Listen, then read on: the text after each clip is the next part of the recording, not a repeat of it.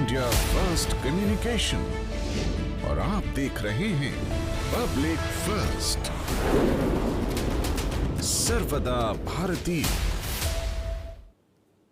नमस्कार, मैं हूं आशुतोष और आप देख रहे हैं पब्लिक फर्स्ट, सर्वदा भारतीय। खबरों का सफर शुरू करेंगे, लेकिन सबसे पहले हेडलाइंस। प्रतिबंधित संगठन पीएफआई के सदस्यों की तलाश में एनआईए की रेड। मध्य प्रदेश, उत्तर प्रदेश और बिहार में 1 दर्जन से ज्यादा स्थानों पर कार्रवाई। पाकिस्तान में थाने पर आत्मघाती हमला, 12 पुलिसकर्मियों की मौत, 40 लोग घायल। धमाके में पुलिस स्टेशन समेत 3 इमारतें गिरी।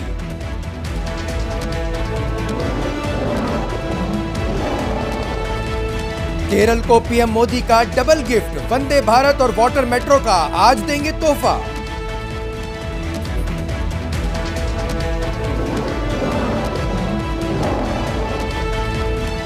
बस्तर में ईसाई समुदाय के आर्थिक बहिष्कार के शपथ पर बवाल, क्रिश्चियन फोरम ने प्रशासन से की एफआईआर दर्ज कराने की मांग।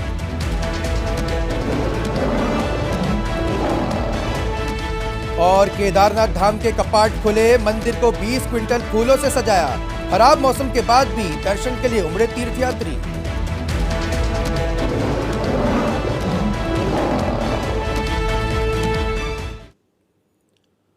बस्तर में ईसाई समुदाय ने यानी कि क्रिश्चियन फोरम ने हिंदू संगठनों के खिलाफ एफआईआर दर्ज कराने की मांग की है। दरअसल 10 अप्रैल को हिंदू संगठनों ने बस्तर में एक शपथ ली थी। इस शपथ का वीडियो भी काफी वायरल हुआ था।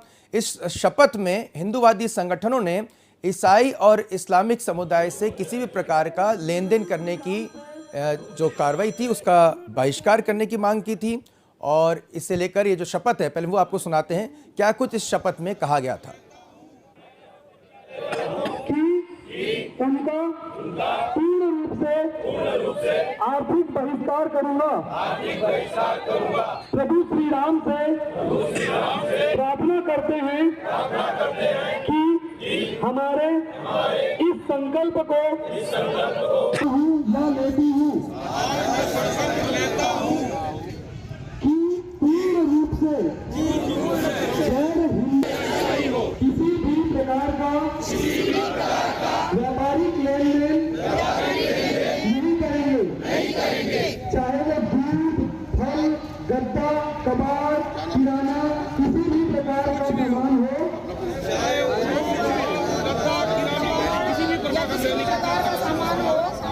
मुस्लिमों से क्रय नहीं करूंगा। मैं यह प्रतिज्ञा लेता हूँ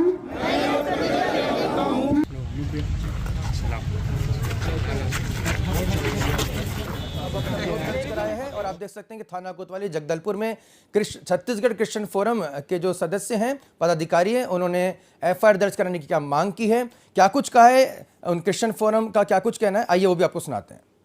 10 तारीख को यहाँ एक शपथ ग्रहण समारोह हुआ गया था जिसमें 2 समाजों के विरुद्ध उनको बहिष्कार करने की बात की गई है। इसको हम मानते हैं असंवैधानिक नहीं, देश को बांटने वाली चीज़ें हैं और इससे देश बटेगा। समाज बटेंगे तो देश बटेगा और इस पर नकेल कसना ज़रूरी है। इसलिए हम आज इधर आए हैं कि यहाँ पे उसके विधिवत कार्रवाई, एफआईआर, पुलिस सब होना चाहिए। क्या मांग करते हैं? हमारी मांग है कि उनको जितनों ने शपथ ली है उनके ऊपर एफआईआर हो और आपराधिक धाराएं लगाकर उसकी खोजबीन की जाए और जो देशद्रोह के धाराएं हैं वो उस पर लगनी चाहिए।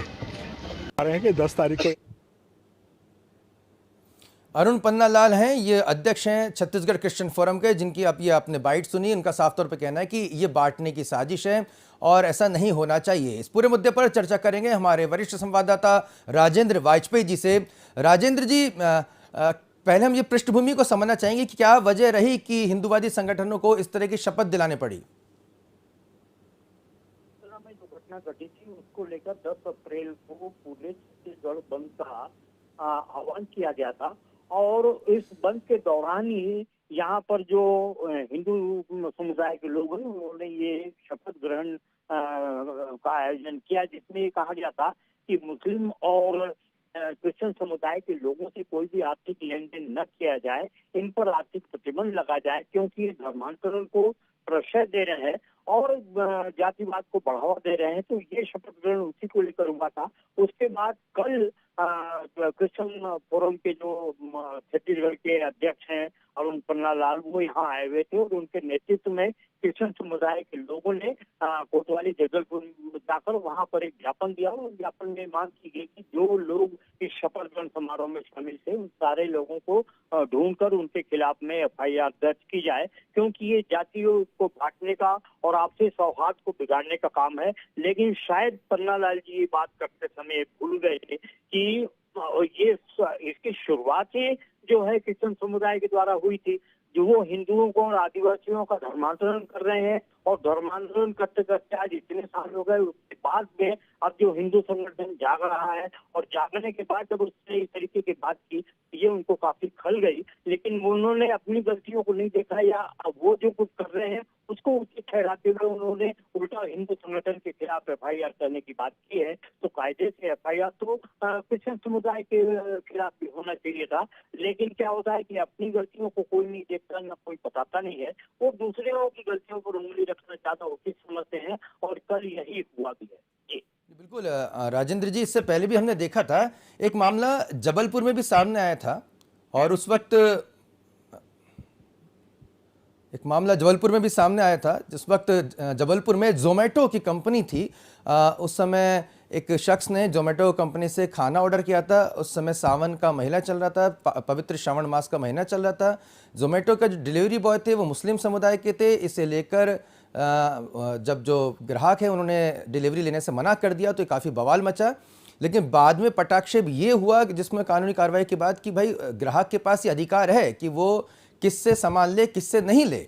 और दूसरा उदाहरण ये भी देखने को मिलता है कि इस्लामिक वर्ल्ड में हलाला सर्टिफिकेट, हलाला मार्क भी जो है जारी किया जाता है और वो भी ओपन है कि भाई आपको लेना है तो लीजिए, नहीं लेना तो मत लीजिए। यानी कि क्रय और विक्रय संबंधी जो लेन देन होता है उसमें कहीं ना कहीं ग्राहक का एक अधिकार होना चाहिए कि वो किससे ले, किससे नहीं ले।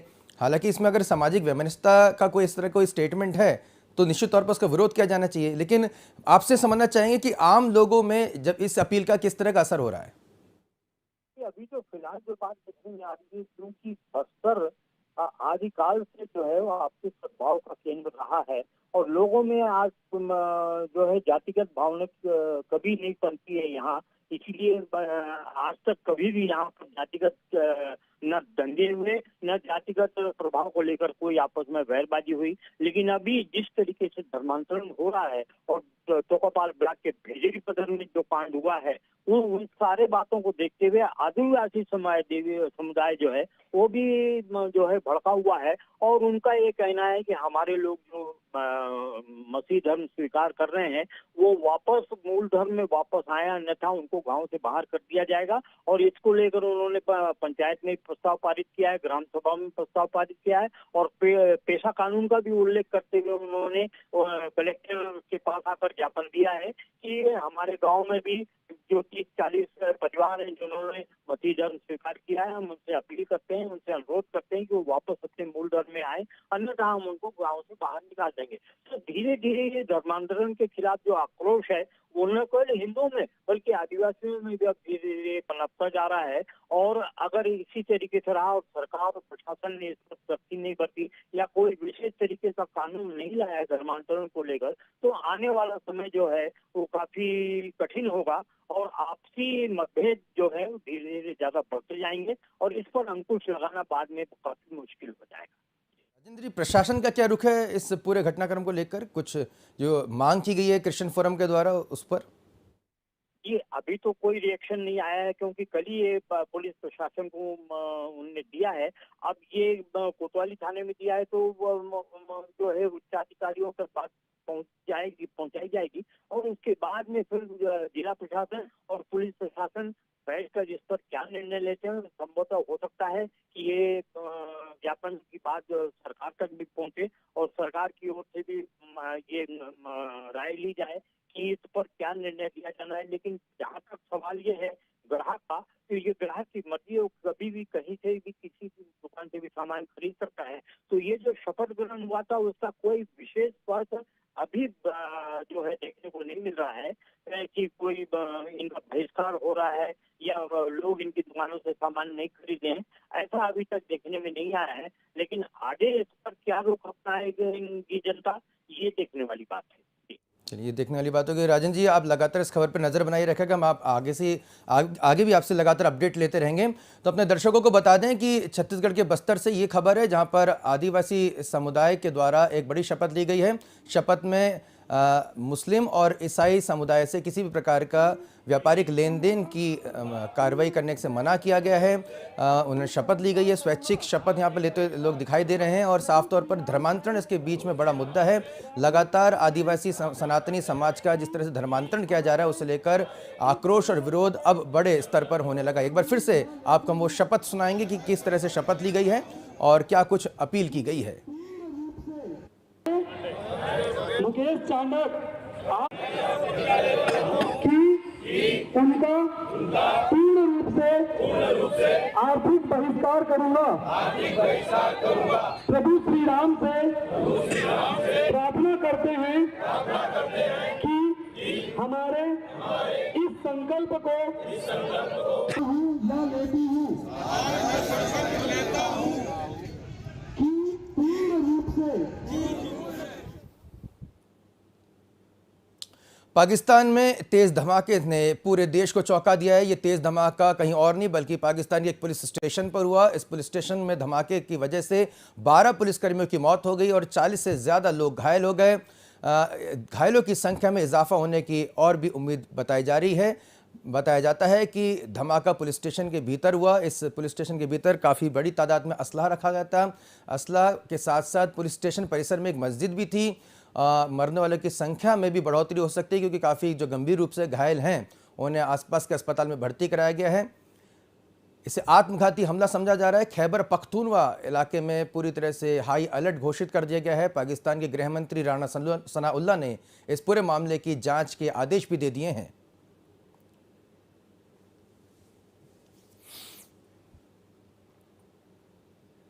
भारतीय जनता पार्टी ने कर्नाटक चुनावों को लेकर अपनी पूरी ताकत झोंक दी है। गृह मंत्री अमित शाह, पार्टी के राष्ट्रीय अध्यक्ष जेपी नड्डा सहित तमाम जो पार्टी के जो नेता हैं वहां पर रोड शो कर रहे हैं, रैलियां कर रहे हैं। दक्षिण कर्नाटक में हमने देखा था किस तरह से लगातार सोमवार को गृह मंत्री अमित शाह और जेपी नड्डा ने रैलियां की।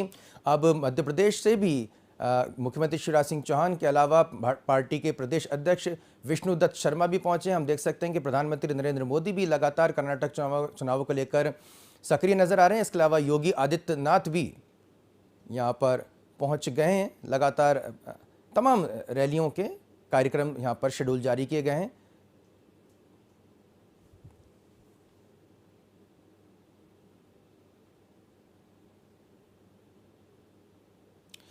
केरल को एक बड़ी सौगात अब मिलने जा रही है। प्रधानमंत्री नरेंद्र मोदी वंदे भारत पहली जो ट्रेन है वो केरल को सौगात के तौर पे देने जा रहे हैं। इसके अलावा वाटर मेट्रो ट्रेन भी प्रधानमंत्री नरेंद्र मोदी आज केरल को देंगे। एक महत्वपूर्ण कहा जा सकता है कि एक मकाम है केरल के लिए। वंदे भारत ट्रेन की सौगात प्रधानमंत्री नरेंद्र मोदी, ये पहली वंदे भारत एक्सप्रेस रहेगी जो कि केरल को मिलने जा रही है। इसके अलावा वाटर मेट्रो की भी सौगात प्रधानमंत्री नरेंद्र मोदी आज केरल को देंगे।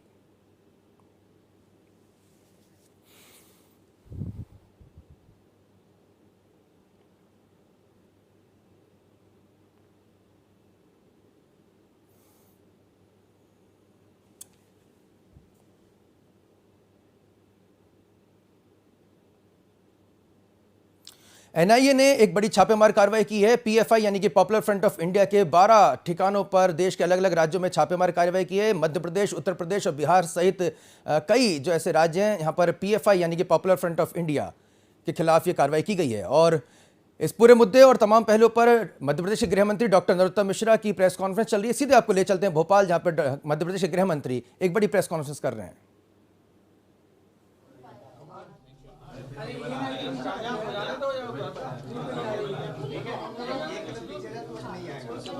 वाह साहब वाह, कर्रे वर्रे कौन चाहिए। कैश परिवहन जो होता है, जो कराया जाता है निजी सुरक्षा एजेंसियां, इस नकदी परिवहन के लिए अब सरकार एक गाइडलाइन बनाने जा रही है और इसका प्रस्ताव भी तैयार किया जा रहा है। इसमें अब प्रशिक्षित जवान तैनात होंगे। वाहन की भी जीपीएस से निगरानी की जाएगी। इनको प्रशिक्षण का पात्रता प्रमाण पत्र भी लेना होगा, लिया जाएगा। इसका भी प्रस्ताव तैयार किया जा रहा है और एक विशेष रूप से डिजाइन वैन में ही पैसे परिवहन करने की अनुमति दी जाएगी। जो लूटपाट की घटनाएं की जानकारी आती थी उससे इस पर रोक लगेगी।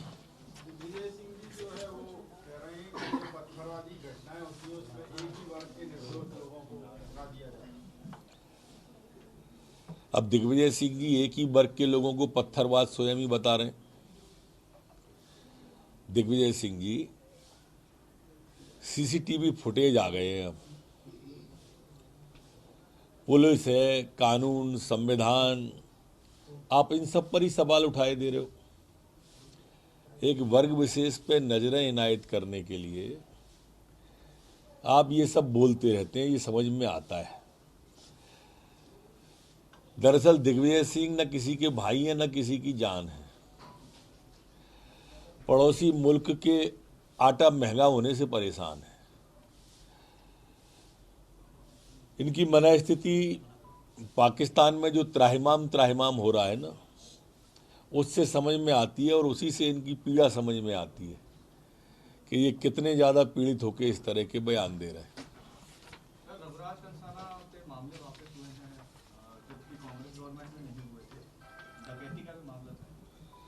जो मामले नीचे से होके ऊपर आते हैं, पक्ष में रिपोर्ट लग के आती है, उस तरह के प्रकरणों को वापस लिया जाता है। सर, एनआईए की कोई कार्रवाई हुई है और ममता दीदी एनआईए की कोई कार्रवाई हुई है पीएफआई संगठन? मध्य प्रदेश के अंदर एनआईए की मेरी जानकारी में अभी तक कोई कार्रवाई नहीं हुई है। नीतीश कुमार और ममता दीदी जो है वो फिर से एक हो रहे हैं अखिलेश वगैरह। देखो, एक बात तो ममता दीदी ने मान ही ली कि भाजपा हीरो है। उन्होंने कहा हीरो से जीरो बनाना, तो हीरो भाजपा है ये तो उन्होंने मान लिए। अब जहां तक बाकी के मामले हैं, अब पलटू राम जी बिहार के मुख्यमंत्री या जिन्होंने बंगाल को आग में झोंक दिया ऐसी ममता दीदी, या हमारे उत्तर प्रदेश के अखिलेश यादव जी, ये सब तुष्टीकरण की राजनीति करने वाले लोग हैं और एक दूसरे के बाद में दूसरे के प्रदेश में इनका किसी का कोई आधार नहीं है।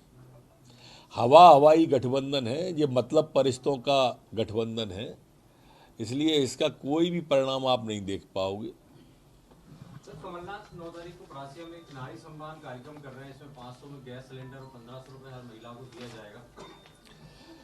देखो, जब इनको अवसर मिला तब इनने कुछ किया नहीं, और विपक्ष में आते हैं तो जोर जोर से आवाज लगाने लगते हैं। जनता अब इन सबके ढोंग को समझ गई है। लगातार झूठ बोलना, एक के बाद दूसरा झूठ बोलना, ये सब समझ जाते हैं। काट की हाड़ी दोबारा नहीं चढ़ती कभी भी, इसलिए जब कुछ भी कह लें कोई भरोसा नहीं करेगा इन पर।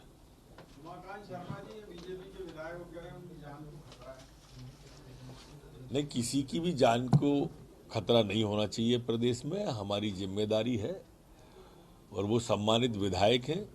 मैंने एसपी विदिशा को बोला भी है, लोकल गार्ड भी उपलब्ध कराए हैं, राज शासन के गार्ड भी उनके पास है, वो हमारे भाई हैं, निश्चिंत रहें। सर, कमलनाथ का एक विज्ञापन जारी हुआ है, इसमें धार्मिक अनुष्ठान करते हुए फोटो लगाया गया है।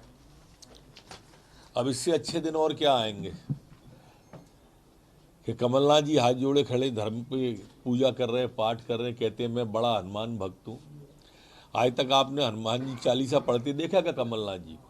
पढ़े, लेकिन मुझे उस पर आपत्ति नहीं है उनकी धार्मिक आस्था पर। इस बात पे जरूर आपत्ति है कि इनको भगवान सिर्फ चुनाव पर ही क्यों याद आते हैं, चुनाव पर ही क्यों हनुमान भक्त हो जाते हैं, चुनाव पर ही ऐसे विज्ञापन क्यों देती है। 15 महीने में एक हाथ दिया था क्या? कभी 15 महीने में इस तरह की धार्मिक यात्रा की थी क्या? अब कमलनाथ जी मध्य प्रदेश के लिए नए नहीं रहे हैं, पहले तो बाहर के थे, 15 महीने मुख्यमंत्री थे, उनके हर सवाल पर उनको ये जवाब देना होगा कि 15 महीने में ऐसा क्यों नहीं किया था जो अब याद आ रहा है। माननीय मुख्यमंत्री जी का आभार है, और जैसा आप सबने देखा होगा अद्भुत, ऐतिहासिक और अलौकिक कार्यक्रम कल दतिया में था। लाखों की संख्या में लोग कल दतिया दिवस पर, माई के प्रकट उत्सव पर दतिया में थे। बिल्कुल ऐसा लग रहा था जैसे माई ऊपर से सब देख रही हो। पूरा दतिया पीताम्बर था, पीताम्बरा माई के लिए था, सभी पीले वस्त्र धारण किए हुए थे। उस कार्यक्रम की एक विशेषता और है, यात्राएं तो बहुत निकलती हैं देश में, लेकिन दतिया की जनता ने जिस तरह से मनसा वाचा कर्मणा लोगों को अंगीकार किया, सारे होटल फ्री थे, सारे लॉज फ्री थे, सारी वाटिकाएं फ्री थी, भोजन रात को 10-11 बजे तक भोजन चला है, अखंड भोजन चलता रहा, सुबह से सब कुछ निःशुल्क था। दतिया की जनता ने अपने घरों पर लोगों को रुकाया। ऐसा कोई घर नहीं था जहां मेहमान नहीं आया हो या मेहमान नहीं रुका हो। ऐसा अलौकिक और अद्भुत अविस्मरणीय दृश्य दतिया का था। दतिया की जनता का आभार, पीठ के संबंधित का आभार, पीठ की अध्यक्ष वसुंधरा जी का आभार, और मुख्यमंत्री जी का, जिन्होंने खुले मन से, चाहे वो दतिया के एयरपोर्ट की बात आई हो, चाहे दतिया में नए स्टेडियम की बात आई हो, या दतिया माँ पीताम्बरा माई के लोक बनाने की बात हो, ये हो, उन्होंने मुक्त हस्त से कहा कोई पैसे की कमी नहीं है। बहुत धन्यवाद। इन लोगों ने आपकी भी जमकर तारीफ की। उनका भी आभार। पिछले दिन राहुल गांधी दिल्ली के मुखर्जी नगर में युवाओं के साथ तो डॉक्टर नरोत्तम मिश्रा मध्य प्रदेश के गृह मंत्री ने एक बड़ा बयान दिया है कि एनआईए की किसी भी कार्रवाई की उन्हें जानकारी नहीं है। साफ तौर पर उन्हें कह दिया है कि एनआईए ने जो रेड की कार्रवाई की है वो मध्य प्रदेश में नहीं की है। और एक बड़ा बयान यहां पर सामने आया, क्योंकि अब तक ये माना जा रहा था कि मध्य प्रदेश, उत्तर प्रदेश, बिहार सहित करीब 12 ठिकानों पर अलग अलग राज्यों में ये कार्रवाई की गई। लेकिन मध्य प्रदेश के गृह मंत्री डॉक्टर नरोत्तम मिश्रा का कहना है कि अभी फिलहाल उन्हें इस प्रकार के कोई एनआईए की रेड की जानकारी नहीं है। ये बड़ा बयान यहाँ पर डॉक्टर नरोत्तम मिश्रा का आया है।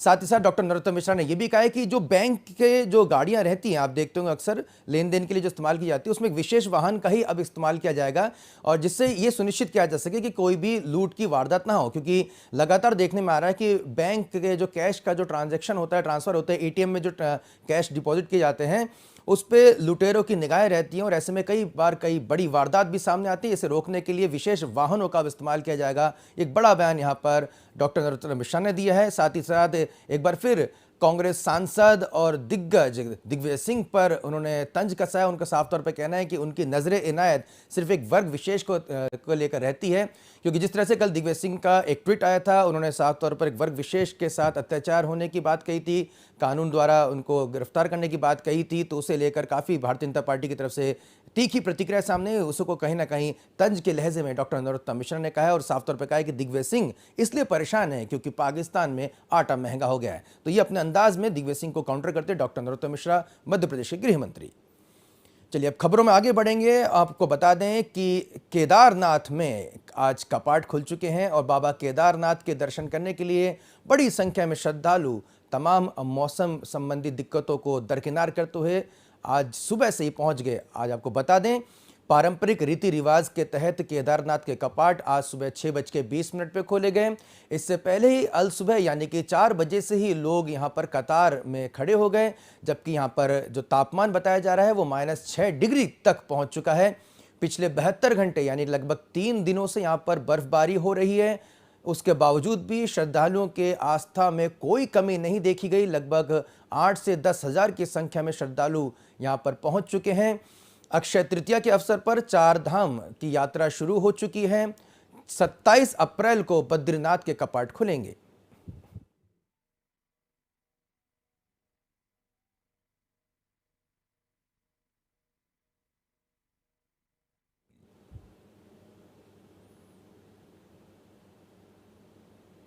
पब्लिक फर्स्ट पे खबरों का सिलसिला लगातार जारी है। अब देखते रहिए पब्लिक फर्स्ट, सर्वदा भारतीय।